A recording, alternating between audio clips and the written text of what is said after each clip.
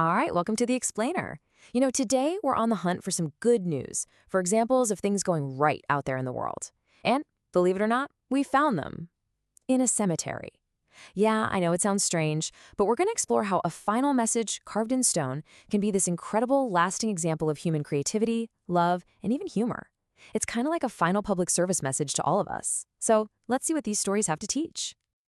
So, let's just jump right in with a question for you to think about. Because today, what we're really doing is exploring how some pretty remarkable people have answered this very question for themselves. I mean, they've turned their tombstones into this final, incredibly powerful act of communication. It's their last chance to really define who they were and what they were all about. Okay, so first up, let's talk about the last laugh. Seriously, we're going to look at how humor can be this profound tool for shaping a legacy.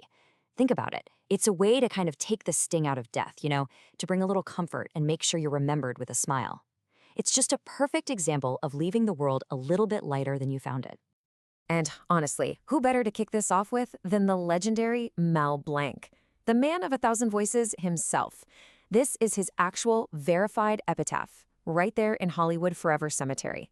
It's so simple, so iconic, and with just those 3 words, he gives us one last unforgettable performance.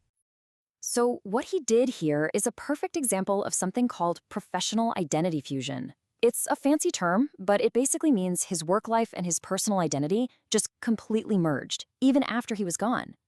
I mean, by using that famous Porky Pig sign-off, he makes it impossible for you to read that stone without hearing his voice in your head. You can't help it, right? It is such a brilliant way to make sure his legacy of sound and laughter lasts forever. All right, let's move on to another comedy legend, the one and only Rodney Dangerfield. The man built his entire career on getting no respect, right? And he just keeps the bit going right into eternity. The joke here is that his arrival has tanked the property values in a cemetery packed with huge stars like Marilyn Monroe. It's just the perfect self-deprecating final punchline. And you know what? This isn't just for celebrities. Not at all. Check this out. In Ruidoso, New Mexico, Johnny Yeast's family went with this absolutely perfect pun. It's just a simple, witty line that kind of captures this great sense of local community humor. It's a shared joke that anyone can get a chuckle out of, and it's just a brilliant little legacy of not taking life or death too seriously. Okay, but it's not all about the jokes. A gravestone can also become this really powerful statement, a declaration of your values, your life struggles, basically a permanent manifesto, telling the world exactly what you stood for. And here we have the epitaph of the absolute icon, Bette Davis. This is no punchline. This is a declaration. Just 5 simple words, but they perfectly capture her famous and often very difficult battles against the Hollywood studio system. She fought for better roles, for the respect she knew she deserved. And what's so fascinating is how the meaning of this has evolved over time. That professional struggle, well, today her grave is visited almost like a feminist shrine. Those final words had become a source of inspiration, a real testament to the strength of women who just refused to take the easy way out. Then you've got the story of comedian Spike Milligan. This one is great. So his famous last wish was to have "I told you I was ill" on his tombstone.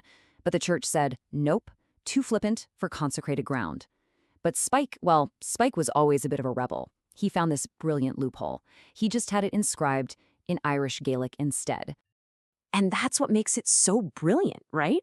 That one simple phrase just perfectly sums up his entire lifelong anti-establishment spirit. It was his final, clever act of rebellion, using his own Irish heritage to get the last laugh on the very authorities he'd been challenging his whole life. Just perfect. Okay, now we come to what might be our central story today. And honestly, it's perhaps the most touching example of a legacy just going so right. This one really redefines the whole idea of a legacy. It's not about fame or defiance. It's about nurturing, community, and just pure, simple generosity. See, her family decided to immortalize her not with dates or titles or anything like that, but with something she absolutely loved to share, something that brought everyone together. They literally engraved her fudge recipe on the back of her headstone. I mean, how amazing is that?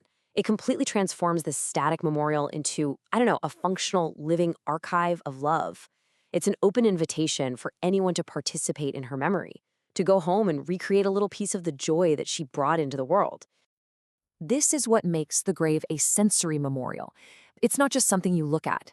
It's something you can experience, something you can smell and taste later in your own kitchen. This is what a legacy of generosity looks like. It is, quite literally, a public service message of love and community, carved in granite for anyone and everyone to find.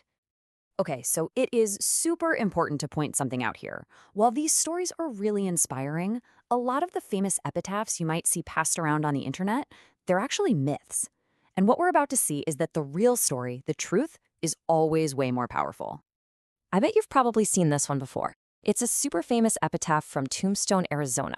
It's witty, it rhymes, it just perfectly captures that whole Wild West vibe, right? Well, the thing is, historical records show it's a fictitious burial. It's basically a prop that was created back in the 1940s just for tourists. And really, that's the whole point. We've got to distinguish between this kind of fun, entertaining fake lore and real, authentic human expression. Lester Moore's grave is pure theater. It's cool, but it just doesn't carry the weight of a real person's actual story. Okay, now, contrast that with this.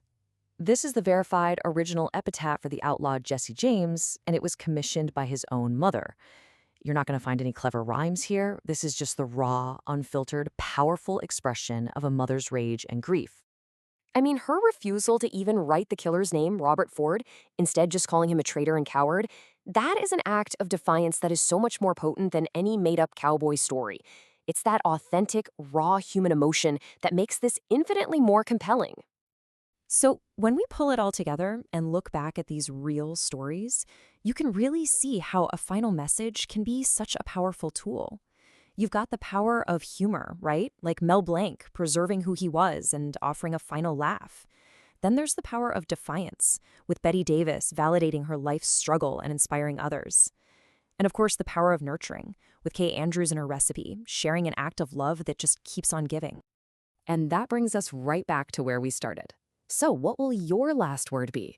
Is it going to be a joke, a manifesto, or maybe a recipe? Because if there's one thing these incredible stories teach us, it's that our final message doesn't have to be an ending at all. It can actually be a gift, a new beginning for someone else to discover.